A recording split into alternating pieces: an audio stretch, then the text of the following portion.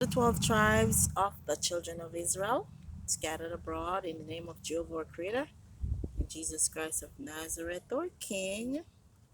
I am Lily of the Valley, and this is just another lesson on how to use the Most High's creation to feed yourselves.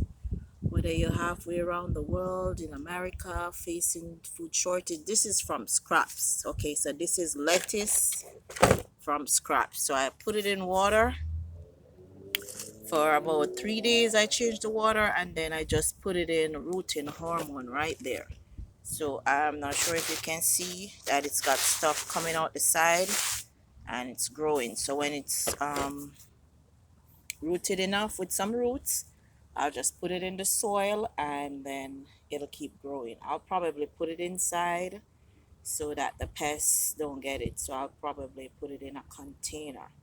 But this is just how you feed yourself, even from scraps, basic scraps of food. You can grow other food because the Most High said his servants shall eat. And there are people who they want the benefits of the Most High, but they don't want to put in the work to be holy and righteous and to be good and to try. They follow the ways of the Satanists, and when they reap destruction, they blame the righteous, they blame the Most High, they blame everybody but themselves. When we were telling them to prepare for years now, a lot of people did not, and now the shelves are empty.